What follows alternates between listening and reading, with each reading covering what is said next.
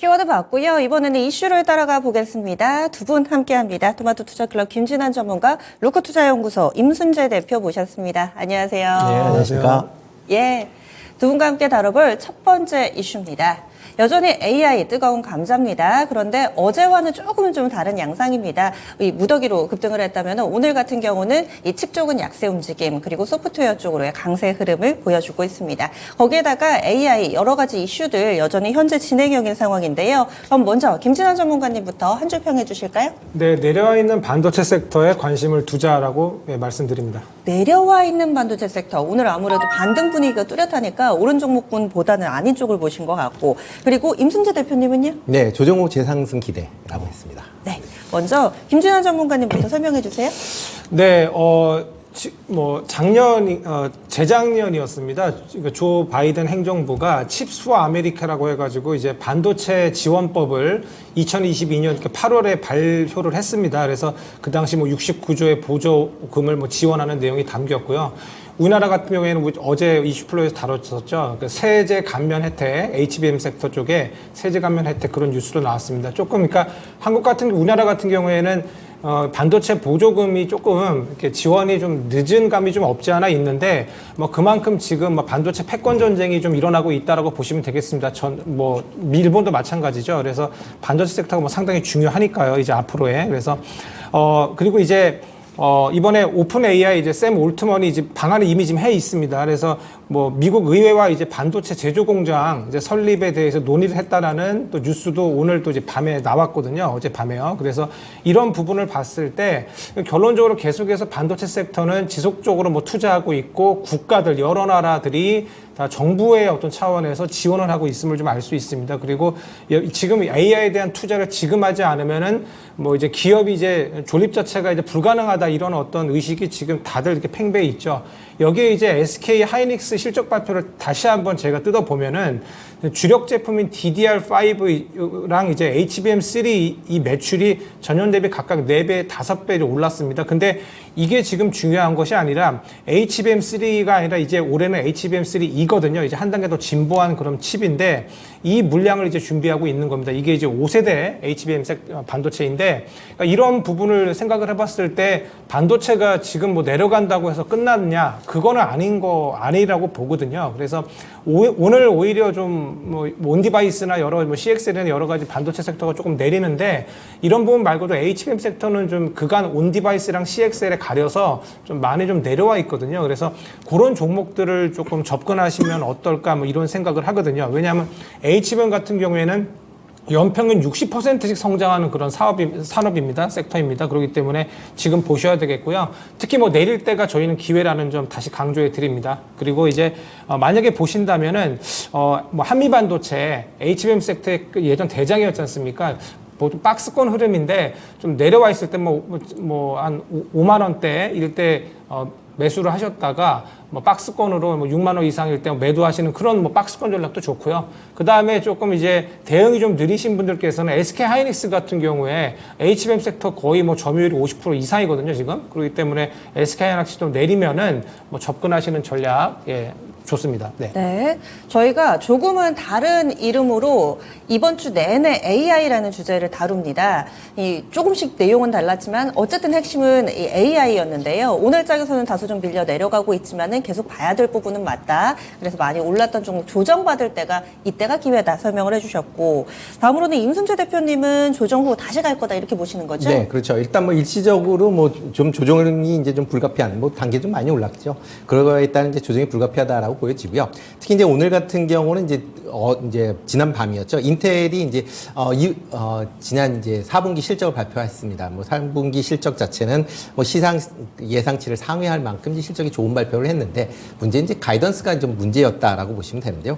가이던스 같은 경우는 지금 1분기 가이던스가 매출이 122억에서 132억 달러로 예상을 했는데 시장 예상치 141억 달러보다 좀 못했다라는 부분이고요. 그다음에 주당 EPS도 0.13달러로 시장 예상치 0.33달러를 하회했다라는 게 지금 시장에서는 좀 크게 좀 보고 있는 그런 상황입니다. 특히 지금 서버나 그래픽 같은 이제 데이터 센터와 AI 관련된 매출이 지금 40억 그러니까 이제 조금 작년에 조금 부진한 그런 모습을 보였습니다. 그러니까 AI 시장이 좋아졌다라고 했음에도 불구하고 이런 실적 부진세가 이어지다 보니까 과연 이 부분이 될 것이냐라는 의구심이 뭐 여전히 다시 이제 좀 나온 거 아닌가라는 생각을 해보고 있습니다. 그렇기 때문에 인텔 같은 경우는 지금 시간 외에서 10% 이상 하락을 했고요. AMD나 그 엔비디아 같은 경우도 지금 시간 외에서 2, 3% 정도 하락을 하면서 좀 약세를 보이고 있었습니다. 그렇기 때문에 뭐 이런 미국 시장 내의 약세가 국내의 이제 반도체 관련주들한테 같이 영향을 미쳤다라고 보여지고요. 다만 이제 오늘 같은 경우는 샘 올트만이 오늘 이제 방한을 해서 오늘 이제 출고를 할 걸로 예상이 되는데 그 동안에 이제 여러 이제 뭐 그 각계각층의 이제 AI 관련된 기업들과 기업인들을 만날 것으로 그 예상을 하고 있습니다. 물론 그러니까 챗GPT와 관련된 얘기는 뭐 그렇게 많지 않을 것이다라고는 하지만 뭐 그러한 챗GPT 그 스토어에 관련된 그런 또 이슈 때문에 지금 오늘 AI 관련주들, 특히 소프트웨어 관련주들이 좀 강한 그런 상승세를 보이고 있다라고 보시면 되겠습니다. 뭐 반도체 관련주는 AI 시장이 계속 확대될 것이다라는 건 뭐 의문의 여지가 없다라고 보여집니다.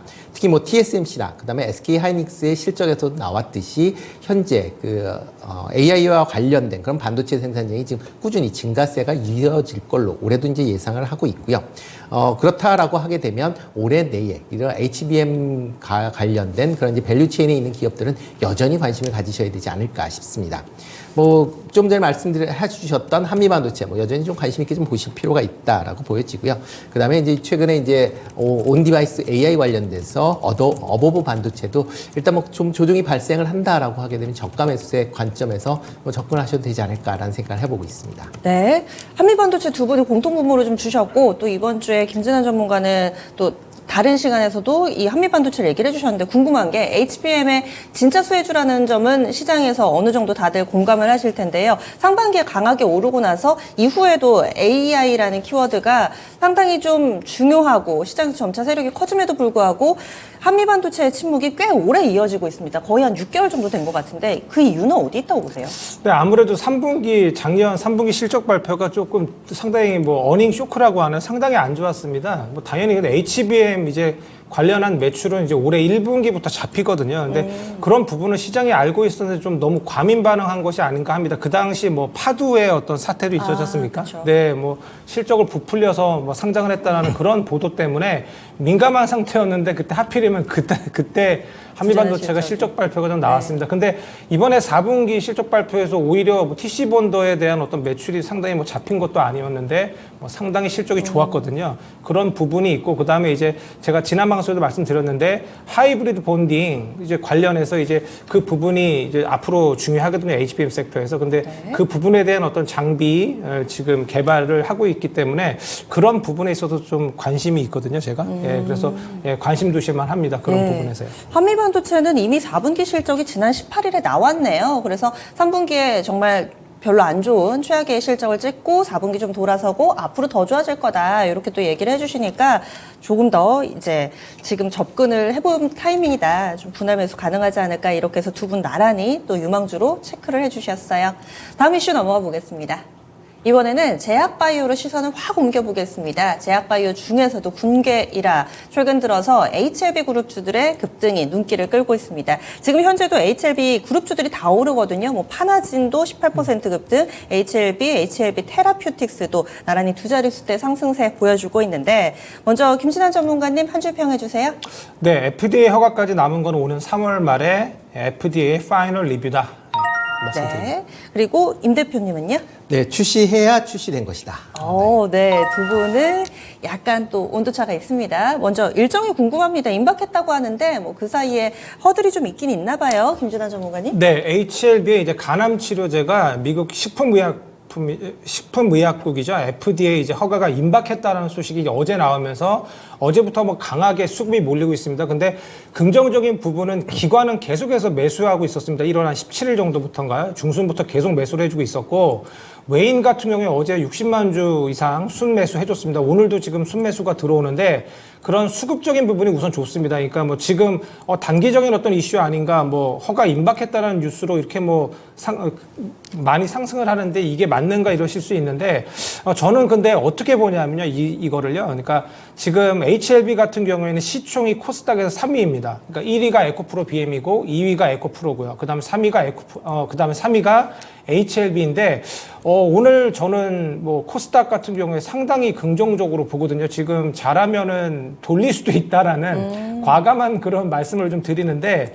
그러니까 무슨 말이냐면 그러니까 외국인과 기관이 이렇게 들어와서 코스닥을 좀 올려주려는 분위기, 즉 바닥을 잡으려는 그런 분위기가 아닌가 이런 생각이 들거든요. 왜냐하면 코스닥 시총 상위 종목들이 지금 오르고 있습니다. 특히 뭐 알테오잔 같은 경우에 시총 코스닥 시총 5위인데 알테오잔도 지금 상승이 나오고 있고요. 뭐 기타 이제 뭐 보니까 한미의 약품 이런 종목들도 뭐 상승이 나오고 있어요. 그래서 저는 지수를 돌려주는 데 있어서 2차전지 반등해주고 제약바이오까지 좋은 모습이거든요. 그리고 오늘 뉴스 보니까 이제 반도체 다음은 이제 제약바이오일 수 있다 뭐 이런 뉴스도 나오고 있습니다. 그래서 증권가들이 바라보는 그런 그 다음 차기 섹터를요. 그래서 그런 부분에 있어서 저는 HLB의 이런 상승이 오히려 단기적인 어떤 모멘텀으로 뭐 상승을 했다 하더라도 지금 신약의 어떤 허가 3월 일정이죠. 그것 때문에라 하더라도 수급을 좀 불러주고 있다라는 점을 상당히 긍정적으로 보고 있습니다. 그러면 이제 여기서 이제 HLB를 들어갈 수 있느냐? 그거는 조금 이제 힘들 수 있습니다. 지금 너무 좀 높기 때문에 뭐 대응의 영역이기 때문에요.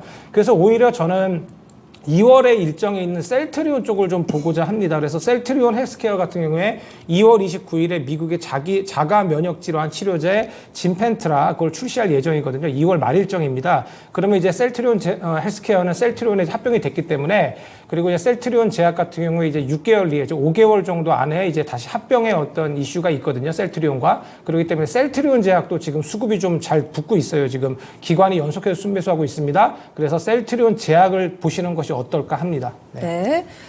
지금 HLB가 쏘아 올리는 공으로 인해서 전체적으로 수급 확대되면서 제약바이오 좋고 제약바이오가 살아나면서 코스닥 시장도 돌아설 수 있는 이런 부분까지도 또 보고 계세요. 다음으로는 임순재 대표님은 나와야 나오는 거다. 네, 약간 좀 그렇죠. 우리가 의구심을 가지고 계속해서 좀 점검을 해볼 필요가 있다라는 말씀이신 것 같은데 설명을 좀 해주세요. 네, 지금 뭐 방금 말씀하셨듯이 이제 간암 치료제인 이제 리보세나립에 대해서 이제 미국에서 승인이 임박했다라고 하는데요. 뭐 내용을 본다라고 하게 되면 이게 이제 리보세라닙과 중국의 이제 항서제약의 칼라리주맙과의 이제 병용 치료에 관련된 이제 치료제를 지금 FDA에 지금 승인을 요청한 그런 상황입니다. 이와 관련돼서 FDA가 이제 생산 시설에 대한 이제 그런 실사를 진행을 하는데 뭐 지금 HLB 같은 경우는 지금 실사 과정이 이제 뭐 무사히 마쳤다 있는 상황이고요. 그다음에 이제 중국의 항서제약 같은 경우도 지금 실사 과정에서 별 문제 없이 끝났다라는 그런 소식입니다. 그러니까 지금 실사 과정이 끝난 거지 이 실사가 통과된 거 여부하고는 다르거든요. 뭐 실사 과정 내에서 또 어떠한 이제 여러 가지 뭐 다시 이제 재점검을 해야 되는 그런 사항들이 나올 수가 있기 때문에 그런 부분까지 같이 확인을 하셔야 될 필요가 있다라고 보여집니다. 다만 이번에 만약 FDA 승인을 받는다라고 하게 되면 국내 항암제 최초로 이제 미국에 진출한다라는 거기 때문에 그런 부분은 당연히 이제 긍정적으로 영향을 미칠 수밖에 없다라고 보여지고요. 뭐 HLB뿐만 아니라 이제 국내 바이오 업체들이 이제 여러 이제 회사들이 지금 이제 뭐 파이프라인을 통해서 지금 신약 개발을 진행 중에 있는데 만약 HLB가 신약 허가를 받는다라고 하게 되면 그만큼 다른 기업들도 그거에 따라서 아마 기대를 이제 신약 물질에 대한 기대감이 좀 커질 가능성 분명히 있습니다. 그렇다라고 하게 되면 바이오 제약 관련된 섹터가 전반적으로 상승을 견인할 수 있는 그런 이제 재료라고 생각을 하고 있습니다. 다만 이제 그러니까 이런 신약 승인까지 어느 정도 좀 허들이 좀 있는데 대표적으로 이제 FDA 현장 실사 부분이 어떻게 진행될 것이냐라는 부분, 그러니까 결과가 어떻게 되느냐라는 부분이 남아 있고요. 그 다음에 이제 다양한 이제 신약 파이프라인들이 있는데 이런 신약 파이프라인들에 대한 임상에 대한 부분이 어떤 식으로 이제 진행될 것이냐라는 부분도 같이 주목해서 좀 보셔야 될 것 같습니다. 그리고 이제 신약이 이렇게 출시된다고 꼭 매출을 상황하고 이제 연결성이 있겠느냐라는 것도 같이 좀 보셔야 될 것 같은데요. 뭐 지금 이제 국내에서 신약들이 많이 지금 출시가 됐는데 지금 연 매출로 1,000억이 넘는 그런 제품군은 몇 개 안 될 만큼 그렇게 극소수에 불과한 그런 상황입니다. 그리고 만약 뭐 HLB의 이제 이 신약 같은 경우도 기존에 있는 신약을 대체하는 그런 수준이다라고 보시면 되는데요. 기존에 이제 시장을 점령하고 있는 그런 이제 의약품 자체가 오랫동안 사용을 했었기 때문에 안정성이라는 측면에서 쉽게 바꿀 수 있겠느냐라는 부분도 다시 좀 감안을 하셔야 될 것 같습니다. 그렇기 때문에 낙관적인 물론 이제 단기적으로 보면 긍정적인 그런 시그널은 있겠지만 향후에 매출 성장세가 매출이 실질적으로 발생이 어떻게 되는지를 한번 더 확인을 하실 필요가 있다라는 점도 같이 좀 주목해서 보시면 어떨까 싶습니다. 네, 돌다 다리도 두드려보고 건너는 그런 마음으로 이것이 실제로 숫자로 찍히는지 이런 부분까지도 염두에 두시면서 대응 전략 세워보자. 제약바이오에 대한 의견도 들어봤습니다. 다음 마지막 이슈 넘어가겠습니다. 이번 주는 IPO 얘기도 이 시간에 좀 종종 하게 되네요. 올해 첫 번째 이 상장주 바로 우진엔텍 상당히 성공적으로 성과를 거두고 이제 세 번째 타자인데 오늘 현대힘스도 따따블에 들어가 있는 모습을 보여주고 있습니다. 그렇다면은 이 두 종목 그러니까 현대힘스도 앞서 우진엔텍이 보여줬던 것과 같은 움직임을 나타낼 건지 이 부분도 궁금하고요. 앞으로 또 준비되어 있는 신규 상장주들도 계속해서 눈여겨봐야 될지 짚어보겠습니다. 먼저 김진환 전문가님.